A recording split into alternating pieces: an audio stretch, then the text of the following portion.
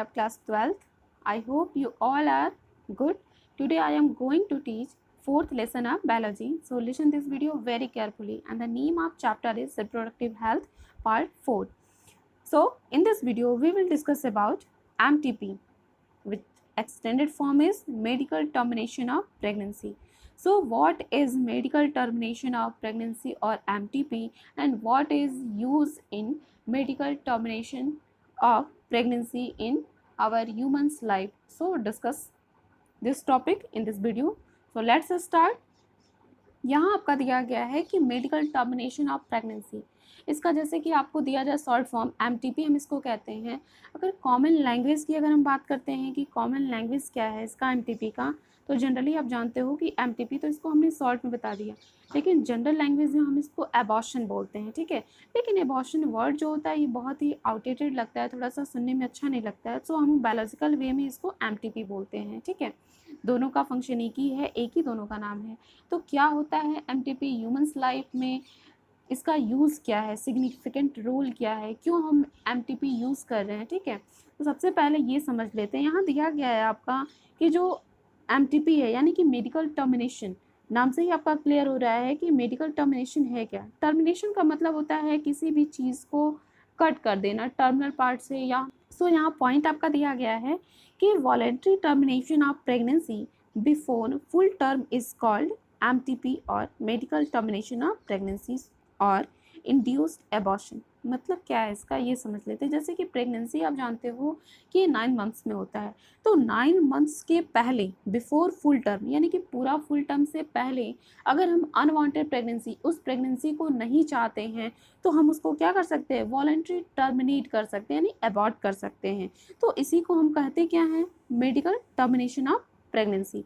इसी को हम कह सकते हैं इंड्यूस्ड एबॉर्शन, यानी कि जो एबॉर्शन हो रहा है इसको हम इंड्यूस्ड कर रहे हैं, ठीक है। ये ऑटोमेटिक नहीं हो रहा है, हमें इंड्यूस करना पड़ता है।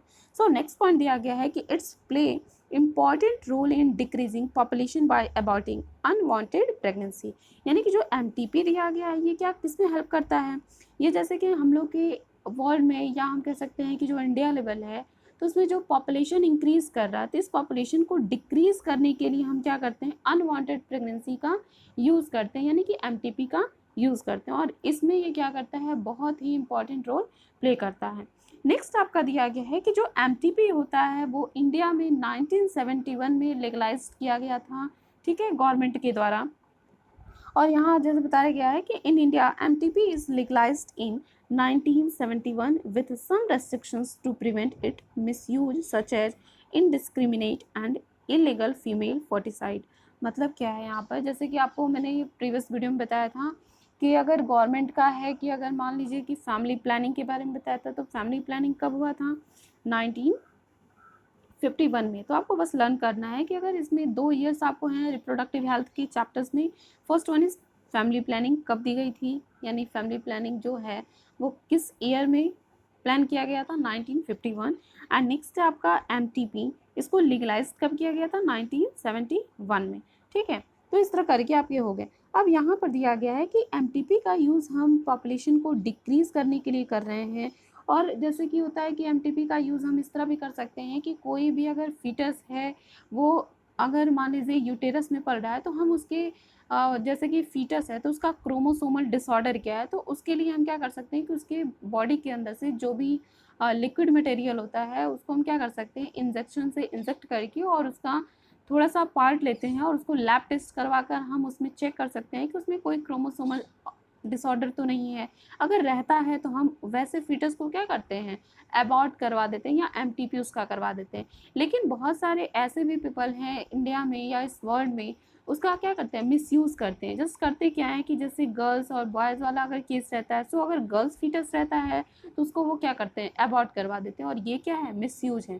सो इसलिए गवर्नमेंट ने क्या किया कि इसको लीगलाइज्ड वे में, यानी कि मिसयूज यानी कि इसको बैन कर दिया गया। क्योंकि पीपल क्या करते थे कि क्रोमोसोमल डिसऑर्डर कहकर हॉस्पिटल में करते क्या थे कि हम इसे चेक करना है क्रोमोसोमल डिसऑर्डर, और करवाते क्या थे कि उसका मिसयूज़, यानी कि अगर गर्ल्स है, गर्ल्स सेक्स में अगर मिल रहा है तो हम उसको क्या करते हैं, अबॉर्ट करवा देते हैं। तो इस चीज़ को प्रिवेंट करने के लिए हम MTP का यूज़ करते थे, लेकिन अब इसको बैन कर दिया गया, ठीक है।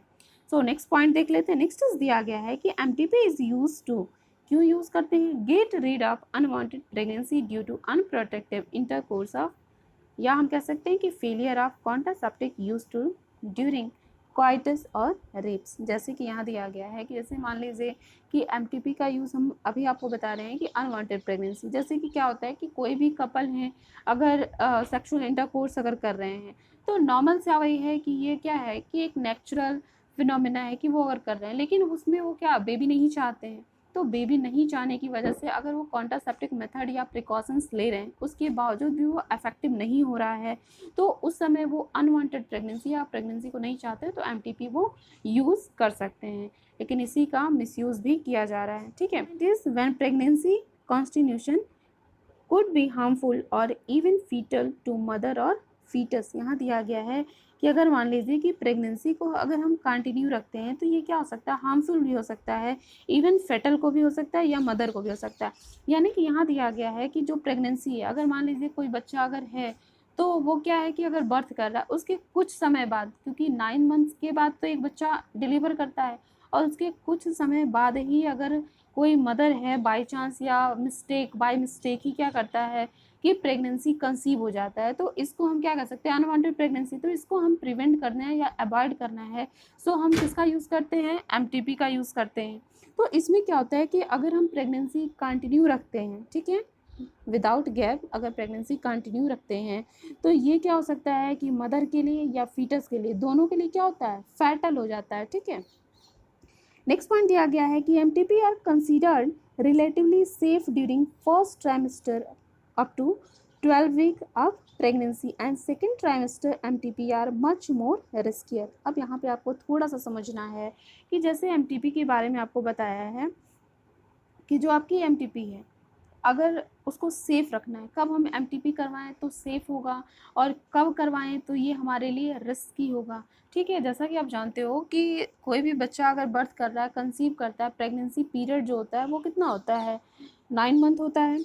अगर देखा जाए तो 9 मंथ होता है। ठीक है, तो 9th मंथ में यहाँ आपका दिया गया है 12 वीक।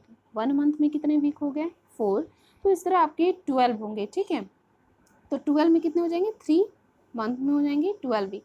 तो अगर हम MTP अगर करवाना है तो हम 3 मंथ में अगर करवा लेते हैं, यानी कि अप टू 3 मंथ, यानी फर्स्ट में तो हमें नॉर्मल रहता है, first second and third month में अगर हमें लगता है कि अनवांटेड प्रेगनेंसी हमें अबॉर्ट या MTP करवाना है, सो अगर 3 मंथ्स में करवाते हैं तो ये हमारे लिए रिस्की नहीं होता है, बिल्कुल सेफ होता है।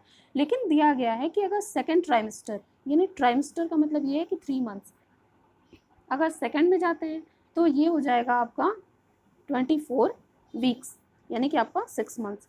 तो इस पीरियड में अगर हम करवाते हैं तो ये क्या होता है, किसी भी मदर के लिए या किसी फिटस के लिए क्या हो जाता है, बहुत ही फेटल या रिस्की हो जाता है।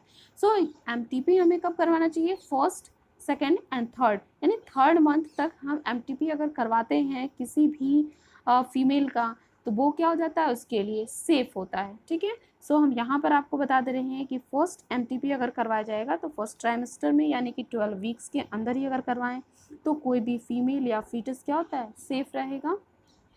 ठीक है, और रिस्की कब हो जाता है, जब सेकेंड ट्राइमेस्टर पर MTP करवाई जाए तो। ठीक है, यहाँ आपका हो गया MTP का यूज़ क्या है, इसको हम क्यों बैन कर दिए, ताकि इसका क्या है, गर्ल सेक्स को कोई भी पीपल अगर जानता है कि वो फीटस क्या है, गर्ल सेक्स का है, तो उसको अबॉर्ट करते हैं। इससे क्या होता है, सेक्स रेशियो भी बहुत ही डिसबैलेंस हो चुका है, तो इसका मिसयूज़ बहुत है, तो इसको गवर्नमेंट ने क्या किया है, अभी बैन कर दिया है। सो यहाँ तक आपका हो गया MTP। So next our topic is STDs, so sexual transmitted disease. अब यहाँ दिया गया है कि जैसे मान लीजिए कि कोई भी कपल है अगर वो इंटरकोर्स कर रहा है या क्वाइटस कर रहा है, तो इसमें क्या होता है कि फीमेल है या मेल है तो दोनों में किसी एक में इन्फेक्शन हो। अगर वो सेक्सुअल इंटरकोर्स करता है तो अगर फीमेल में कोई प्रॉब्लम है या इन्फेक्शन है, तो अगर इंटरकोर्स के टाइम क्या होता है कि मेल में भी इन्फेक्शन कॉज होता है, तो इससे क्या है कि हम प्रिकॉशन ले सकते हैं। तो इसमें कौन कौन से ऐसे प्रिकॉशन है, कौन कौन सी ऐसी डिजीज़ है जिसे हमें अवॉइड करना चाहिए, सो इसके बारे में डिस्कस करते हैं। ठीक है, नेक्स्ट वन दिया गया है आपका कि सेक्सुअल ट्रांसमिटेड डिजीज और infections which are transmitted through sexual intercourse are collectively called STDs और वेनरेबल डिजीज। यहाँ दिया गया है कि जो सेक्सुअल ट्रांसमिटेड डिजीज़ होता है या इन्फेक्शन, ये कब ट्रांसमिट होता है, दिया गया है कि अगर सेक्सुअल इंटरकोर्स किया जाए, ठीक है, अगर मान लीजिए कि कोई मेल है यहाँ पर और ये फीमेल है, दोनों के बीच में अगर किसी एक का इन्फेक्शन या इन्फेक्टेड बॉडी हो, तो ये दोनों अगर इंटरकोर्स करते हैं या क्वाइटस करते हैं तो ये इन्फेक्शन क्या हो जाता है, मेल से फीमेल में चला जाएगा और इन्फेक्शन यहाँ पर क्या हो जाता है, ट्रांसमिट हो जाता है।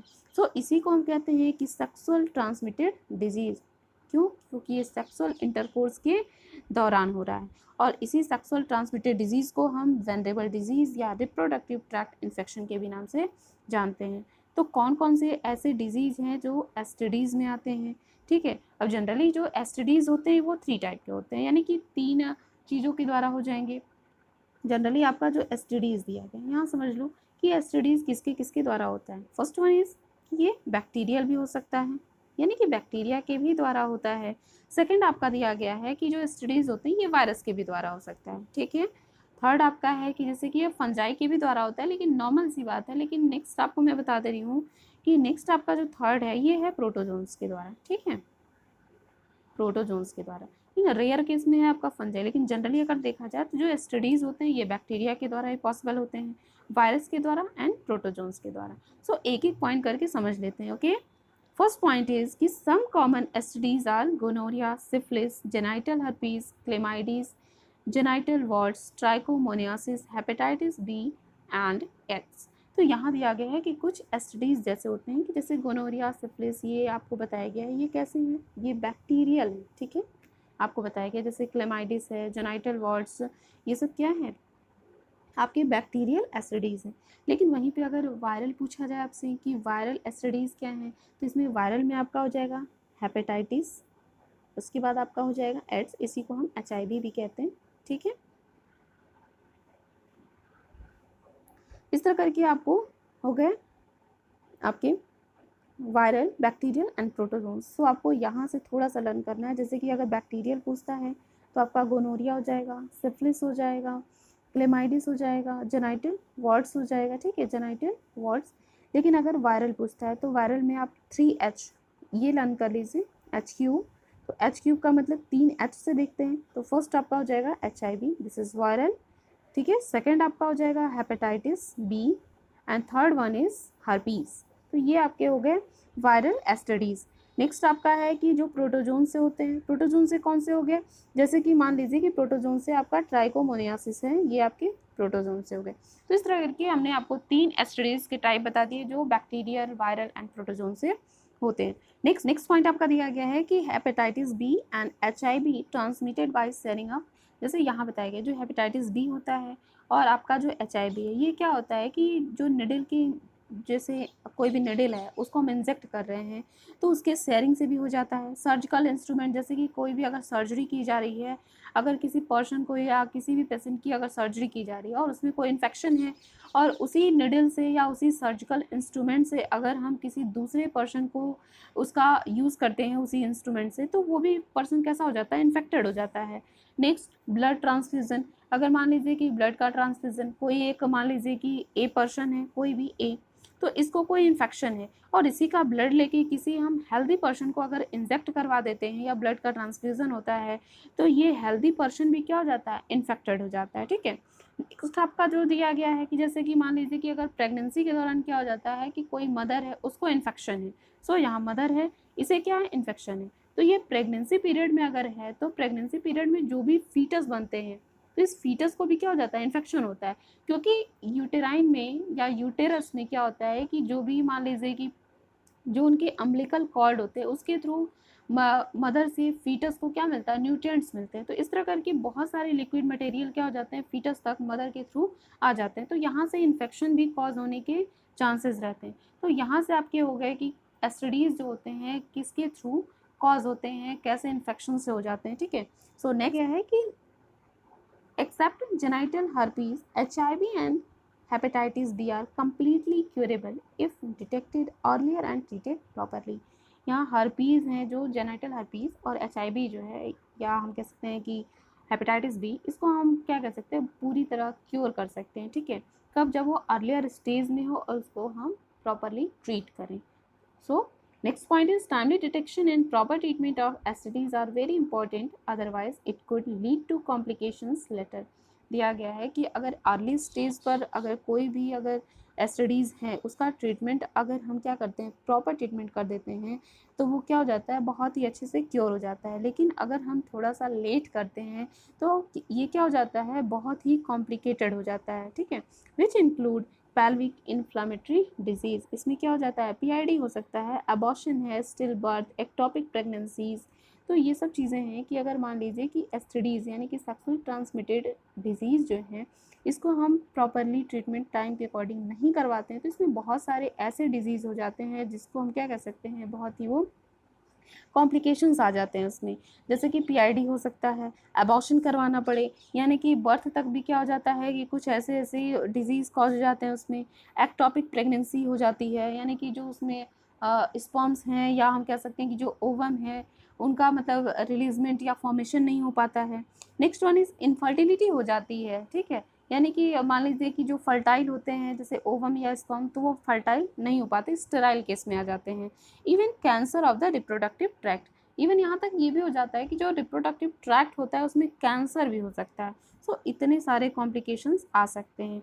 तो नेक्स्ट आपका जो पॉइंट दिया गया है कि infection of STDs can be prevented by, अब हम STDs को, उसके इन्फेक्शंस को हम कैसे प्रिवेंट करेंगे, कैसे अपने आप को प्रिकॉट करेंगे। So first point is avoid sex with unknown partner या मल्टीपल पार्टनर्स। यहाँ दिया गया है आपका कि जो अगर मान लीजिए कि STDs हैं यानी सेक्सुअल ट्रांसमिटेड डिजीज से अगर आपको अवॉइड करना है या खुद को प्रिकॉट करना है तो आप क्या करोगे, किसी भी अननोन पार्टनर या मल्टीपल पार्टनर को हम चूज़ नहीं करेंगे। उससे क्या करते हैं कि इंटरकोर्स या क्वाइटस के लिए अवॉइड करेंगे, यानी कि किसी क्या हो सिंगल पर्सन से हम क्या कर सकते हैं, इंटरकोर्स कर सकते हैं, ठीक है, लेकिन प्रिकॉशन लेके मल्टीपल पार्टनर का यूज़ नहीं करेंगे। नेक्स्ट वन इज़ कि always use condom during coitus, यानी कि इंटरकोर्स के टाइम क्या होता है कि हमें कंडोम यानी कि प्रिकॉशंस का यूज़ करना चाहिए। Next point is go to the qualified doctor in case of doubt for early detection and get complete treatment if the diagnosed, ठीक है। अब यहाँ पर दिया गया है कि अगर कोई आपको अगर डाउट होता है सो आप एक एक्सपर्ट से भी क्या कर सकते हैं, एडवाइस ले सकते हैं। सो उसके पहले आप अपनी ट्रीटमेंट करवा सकते हैं अगर कोई प्रॉब्लम हो तो इस तरह करके आपके हो गए कि आपका MTP क्या है, सेक्सुअल ट्रांसमिटेड डिजीज़ क्या है। नेक्स्ट इसी में आपका आता है एक इनफर्टिलिटी, क्या होता है इनफर्टिलिटी, इसके बारे में, ठीक है। जैसे कि कोई भी कपल, जैसे आपको दिया गया है कि the couple which are unable to reproduce children in spite of unprotected sexual cohabitation are called infertile. दिया गया है कि जैसे ऐसे कपल, मान लीजिए कभी कभी क्या होता है, कुछ कपल ऐसे होते हैं जिनको बेबी बर्थ करने में कोई प्रॉब्लम नहीं होती है। कुछ ऐसे होते हैं कि जैसे मान लीजिए कि वो बर्थ करते जा रहे हैं लेकिन उन्हें अवॉइड करना है, सो हम कॉन्ट्रासेप्टिव मेथड्स यूज़ करते हैं। अगर वो भी इफेक्टिव ना हो तो हम क्या करते हैं, सर्जिकल मेथड वगैरह यूज़ करते हैं। लेकिन यहाँ दिया गया है कि कुछ कपल्स ऐसे भी होते हैं जिनको हम कह सकते हैं कि वो प्रेगनेंसी कंसीव ही नहीं कर पाते हैं। ये प्रॉब्लम मेल में भी हो सकता है, फीमेल्स के भी केस में हो सकता है कि ये जैसे कि मान लीजिए कि कोई मेल है और फीमेल है, तो ज़रूरी नहीं है कि ये प्रॉब्लम फीमेल्स के ही तरफ से हो, मेल्स के भी तरफ से हो सकता है, यानी कि मेल को भी प्रॉब्लम होती है इनफर्टिलिटी की, ठीक है। तो जनरली हम देखते हैं कि मेल की ही ज़्यादा होती है, फीमेल्स के केस में कम होती है इनफर्टिलिटी की। तो यहाँ पर आपको दिया गया है कि ऐसे कपल्स जो क्या करते हैं, चाइल्ड को रिप्रोड्यूस करने में अनेबल होते हैं, ठीक है। तो इनके लिए हम कौन कौन से मेथड्स यूज़ करेंगे ताकि वो क्या कर सकते हैं, बेबी कंसीव करें, ठीक है। तो इन सब चीज़ों में पहले डिस्कस कर लेते हैं। यहाँ पर आपका जो दे दिया है कि इनफर्टिलिटी का मतलब क्या होगा कि ऐसे कपल्स जो रिप्रोड्यूस क्या करें, ना करें, यानी कि कोई भी चाइल्ड रिप्रोड्यूस करने में अनेबल हो, ठीक है। Next point is the reason of this could be many physical, congenital disease, drugs, immunological और इवन साइकोलॉजिकल। अब इनफर्टिलिटी होती क्यों है, इसमें बहुत सारी प्रॉब्लम्स हैं। जैसे कि मेल या फीमेल्स में क्या होता है कि बहुत ज़्यादा अगर स्ट्रेस लिया जाए तो भी इसमें प्रॉब्लम्स आने लगती हैं। कभी कभी क्या होता है कि जो स्पर्म काउंट होते हैं वो भी बहुत ही गिर जाते हैं। कभी क्या होता है कि उनको फिजिकल या कॉन्जेनिटल प्रॉब्लम भी हो जाती है। कुछ ड्रग्स वगैरह बहुत ज़्यादा एक्सेस अमाउंट में लेते हैं तो इससे भी क्या हो जाता है कि जो स्पर्म का फॉर्मेशन होता है वो कम हो जाता है। नेक्स्ट है इम्यूनोलॉजिकल, यानी कि इम्यूनिटी भी बहुत लो हो जाती है, सो स्पर्म्स वर्क अपना करना बंद कर देता है। और एंड लास्ट आपका जो दिया गया है वो क्या है कि साइकोलॉजिकल भी प्रॉब्लम हो सकती है। तो ऐसे करके इनफर्टिलिटी जो होता है वो बहुत ही वेज में आपका दिया गया है कि कॉज हो सकता है। सो यहाँ पर हम कैसे इनफर्टाइल कपल्स को प्रेगनेंसी कंसीव करने के लिए क्या क्या मेथड्स हम यूज़ करेंगे ये देखते हैं, ठीक है। सबसे फर्स्ट आपका दो पॉइंट दिया गया है कि infertile couples can be assisted to have children through certain special techniques commonly called assisted reproductive technology. This is called ART. ठीक है, अब यहाँ दिया गया है कि कोई भी इनफर्टाइल कपल है उनके ऊपर हमें क्या करना पड़ेगा, एक आर्ट करना पड़ेगा। सो आर्ट क्या है, असिस्टेड रिप्रोडक्टिव टेक्नोलॉजी, यानी कि कौन कौन सी ऐसी टेक्नोलॉजी है जिसको यूज़ करके अनफर्टाइल या इनफर्टाइल कपल्स को हम क्या करते हैं, बेबी कंसीव करने के लिए परमिशन देते हैं, ठीक है। तो इसमें कौन कौन से इंक्लूड हैं मेथड्स, जैसे कि आप मेथड्स में पढ़ लोगे इन विट्रो फर्टिलाइजेशन, यानी शॉर्ट में इसको IVF कहते हैं। उसके बाद आपका एक आता है इन वाइवो फर्टिलाइजेशन। उसके बाद है AI, यानी कि आपका हो जाएगा आर्टिफिशियल इंसेमिनेशन। ET यानी कि एम्ब्रियो ट्रांसफ़र, ठीक है। गिफ्ट आपका दो दिया गया है, ZIFT, तो इसको हम कहेंगे zygote intrafallopian transfer. Next one is gift, GIFT। तो ऐसे करके आपको बहुत सारे ऐसे मेथड हैं जो इनफर्टाइल कपल्स के लिए क्या किए जाते हैं, आर्ट किए जाते हैं, ठीक है, असिस्ट किए जाते हैं। और ये सारी टेक्नोलॉजी एक एक करके समझ लेते हैं, ठीक है। फर्स्ट वन इज आपका दिया गया है इन विट्रो फर्टिलाइजेशन। अब क्या होता है इन विट्रो फर्टिलाइजेशन, इसके बारे में डिस्कस कर लेते हैं। जनरली है क्या, इसको मैं डायग्राम से थोड़ा सा आपको बता दे रही हूँ।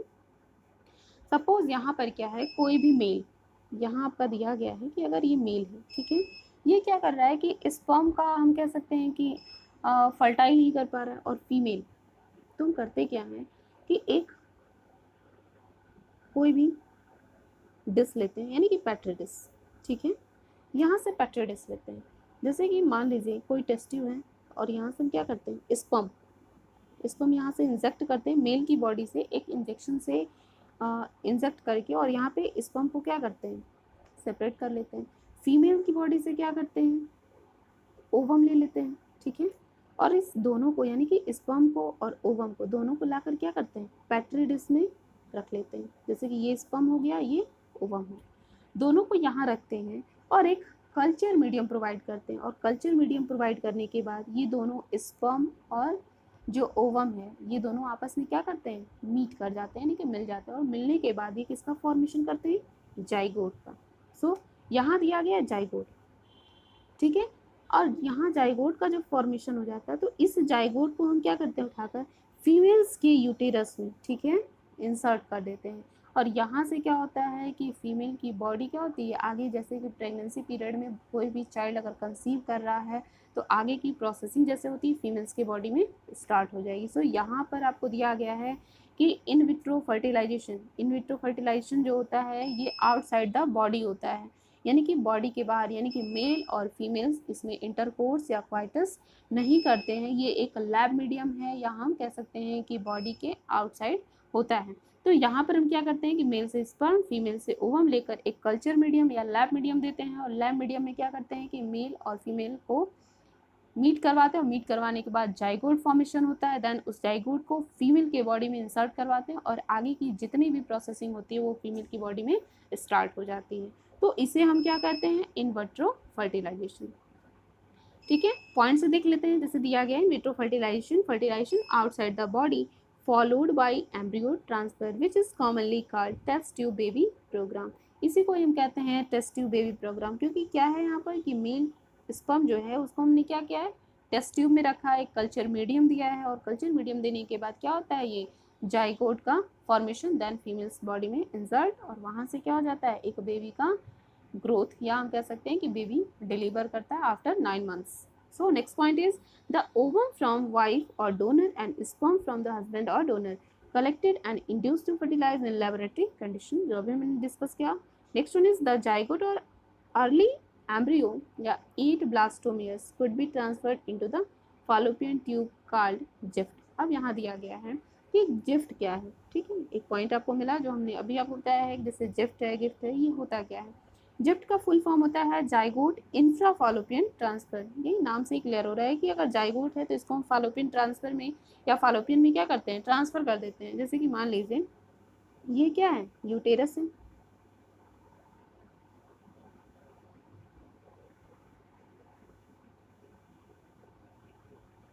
यहाँ पर ओवरी, ऐसे होता है यूटेरस, ठीक है, ये है वेजाइना। तो यहाँ पर क्या होता है कि जो भी जाइगोट का फॉर्मेशन अभी हमने जो बताया है कि मेल और फीमेल गैमेट से हो रहा है, तो वहाँ पे जाइगोट का जो फॉर्मेशन होता है तो 8 सेल्ड स्टेज के पहले उस जाइगोट को हम क्या करते हैं, रिसीव करके और इस वेजाइनल से लेकर फालोपियन ट्यूब में क्या करते हैं, इंसर्ट कर देते हैं, ठीक है, या ट्रांसफर कर देते हैं। तो यही आपका जो दिया गया फालोपियन, यानी कि फालोपियन में यहाँ क्या होता है, ओवम पाया जाएगा, और यहाँ पर क्या होता है कि हम इस जाइगोट को लाकर यहाँ रख देते हैं, ठीक है। तो यहाँ पर आपका जो जाइगोट है यहाँ लाने के बाद आगे की जो भी प्रोसेसिंग होती है वहाँ पर स्टार्ट हो जाती है। सो इस प्रोसेस को हम क्या कहते हैं, जिफ्ट कहते हैं या जाइगोट इंट्राफालोपियन ट्रांसफर, ठीक है। तो इस तरह करके यूटेरस में किया जाता है। So next point is and the embryo with more than 8 blastomere is IUT या इंट्रा यूटेराइन ट्रांसफर। अगर दिया गया है कि हम 8 सेल स्टेज के अगर पहले करते हैं, ठीक है, यहाँ दिया गया है कि जाइगोट को हम 8 सेल स्टेज के पहले जो जाइगोट बन रहा है मेल और फीमेल में 8 सेल के पहले करते हैं फॉलोपियन ट्यूब में ट्रांसफर, तो वहाँ पर आपका नेम आ जाएगा जिफ्ट। लेकिन अगर 8 सेल के बाद करते हैं इंट्रा यूटेराइन ट्रांसफर, तो उसको हम यूटेरस में क्या करते हैं, ट्रांसफर कर देते हैं। सो इसको हम कहते हैं IUT into the uterus to complete the further development.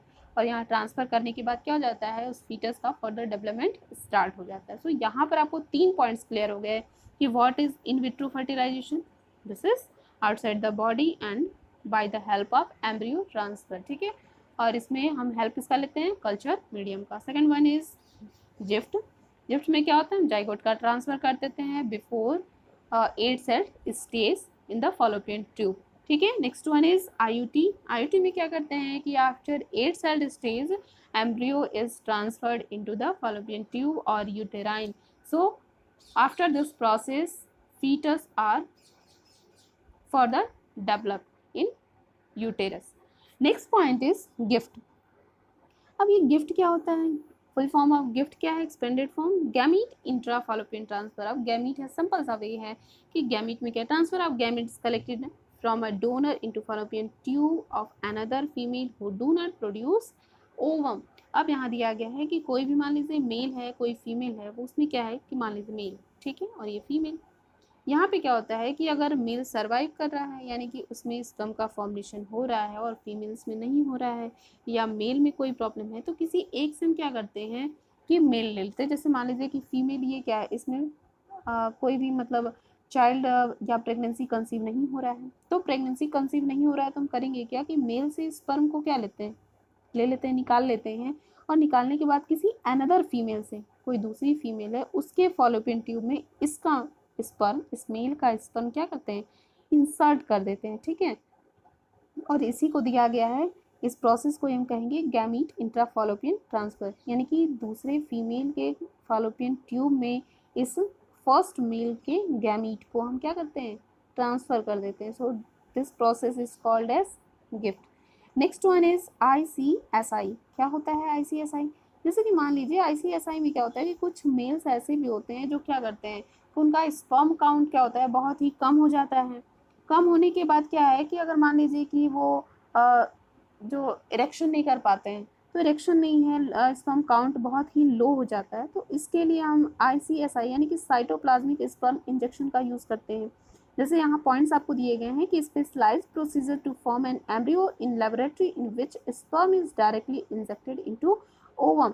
ये भी जनरली क्या है कि हम लैब मीडियम में ही करवाते हैं। जैसे कि मान लीजिए कोई पेट्री डिश है, ऐसे हमने लिया और इसमें किसी फीमेल से ओवम ले लिया, ठीक है। ओवम लेने के बाद कोई मेल है, उसमें स्पर्म काउंट कम है या इरेक्शन नहीं कर पा रहा है, तो उससे हम क्या करते हैं कि उसका स्पर्म लेके और डायरेक्टली इंजेक्शन के मीडियम से, यानी कि with the help of injection sperm is injected to ovum. और यहाँ पे क्या हो जाता है कि sperm and ovum is meet together and to form zygote, ठीक है।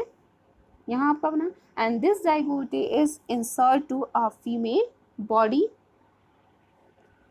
यहाँ पर आपको क्लियर हो गया। फीमेल बॉडी में जब इंजेक्ट करवा देंगे तो यहाँ से आगे या फर्दर डेवलपमेंट स्टार्ट हो जाता है। सो ये हो गया आपका intracytoplasmic sperm injection. Next one is artificial insemination. अब थोड़ा सा इसको डीपली समझ लेना है आपका जो दिया गया है कि व्हाट इज़ आर्टिफिशियल इंसेमिनेशन। इतना प्रोसेस करने के बाद भी अगर कोई प्रॉब्लम होती है सो हम यूज़ करते हैं artificial insemination. Generally artificial insemination जो होता है वो 2 टाइप का होता है। फर्स्ट वन इज़ आपका जो दिया गया है कि ये वेजाइनल प्रोसेस के द्वारा होता है। सेकंड क्या है कि फॉलोपियन, यानी कि अगर मान लीजिए कि जो इंसेमिनेशन अगर करवाया जा रहा है तो ये फॉलोपियन ट्यूब में भी होता है, और वहाँ से बेटर है कि बहुत ही फास्ट अगर हमें करवाना है, जैसे कि मान लीजिए artificial insemination is 2 type. First one is vaginal and second one is Fallopian. अब यहाँ पे क्या है कि अगर मान लीजिए जैसे हमने यूटेरस बनाया, मैं बता भी दे रही हूँ एक बार और, जैसे ये है आपका कोई भी फीमेल बॉडी अगर है तो ये उसका क्या है, यूटेरस है। ये इसकी फिम्बरी देन ओवरी, ये है। तो ऐसे आपका है, ये हो गया यूटेरस, और यहाँ पर ये क्या है, वेजाइना है। ठीक है। तो यहाँ आपका बताया गया है कि जो आर्टिफिशियल इंसेमिनेशन में हम करते क्या है कि जैसे कि मान लीजिए कि अगर वेजाइनल है तो कोई भी, जैसे अब तक जाइगोट का फॉर्मेशन हो गया, जैसे कि हमने अब तक मीडियम जो बताया, लेकिन इसमें क्या है कि जाइगोट अगर बन जाता है तो इस जाइगोट को हम क्या करते हैं कि एक ट्यूब लाइन या हम इसको इंसर्ट करते हैं वेजाइनल वे पे। ठीक है, यहाँ पर वेजाइनल वे पे अगर इंसर्ट करवाते हैं तो ये प्रोसेस थोड़ा सा रिस्की होता है, लेकिन फास्ट नहीं कह सकते हैं। लेकिन सेकंड पे अगर दिया गया है कि अगर फॉलोपियन ट्यूब पे करते हैं तो जनरली जो ओवम का सिक्रेशन होता है फ्रॉम द ओवरी, तो यहाँ से सिक्रेशन होने के बाद ये ओवरी क्या होता है, इस फॉलोपियन ट्यूब में स्टे करता है। तो डायरेक्टली अगर जाइगोट को हम लाकर यहाँ पर इंसर्ट करवा देते हैं तो ओवम के पास अगर इंसर्ट करवा रहे हैं तो ये ईजिली मेटिंग कर जाता है, इसको कहीं मूव करने की ज़रूरत नहीं पड़ती है। सो आपका फर्स्ट जो मेथड था वेजाइनल, तो ये क्या है, वेजाइना में होता है, तो यहाँ से ये मूव करके इतना टाइम लगाएगा जाने में, हो सकता है कि इसमें थोड़े से चांसेस कम भी हों। लेकिन यहाँ पर जो आपका दिया है फॉलोपियन ट्यूब का, तो यहाँ पर चांसेस बिल्कुल नहीं होते हैं कि यहाँ वो कंसीव ना करे। ठीक है, तो इस तरह करके आपके हो गए आर्टिफिशियल इंसेमिनेशन। पॉइंट भी देख लेते हैं। Infertility case in which male partner is unable to produce healthy sperm are treated by this technique, in which semen collected from a donor is artificially introduced in vagina or uterus। ठीक है, same चीज़ दिया गया है यहीं पर कि इसमें क्या होता है कि आर्टिफिशियल इंसेमिनेशन में कि कोई भी मेल पार्टनर जो होता है वो क्या करता है कि स्पर्म का जो प्रोडक्शन होता है उसमें वो प्रोड्यूस नहीं कर पाता, यानी अनेबल होता है। तो हम किसी भी मेल पार्टनर से या डॉक्टर के हेल्प से हम क्या करते हैं कि कहीं से भी मेल स्पर्म लेते हैं और फीमेल्स की बॉडी में क्या करते हैं, या तो वेजाइनल पोर्शन पर या फॉलोपियन ट्यूब में उसको इंसर्ट करवा देते हैं। ठीक है। Next one is कि all these techniques require extremely high precision handling by a specialized professional and expensive instrument. Therefore, their benefits are limited to certain countries and people. जैसे emotional, religious and social factor also prevent the adoption of these methods. So यहाँ तक आपका हो गया कि सारे techniques को हम क्या करते हैं, यूज़ करते हैं अगर कोई भी कपल इनफर्टाइल हो तो। सो इस वीडियो में हमने आपको इतना बता दिया। सो आपको वीडियो कैसा लगा ये कमेंट सेक्शन में कमेंट करके ज़रूर बताएं। अच्छा लगा हो सो वीडियो को लाइक करें, शेयर करें एंड सब्सक्राइब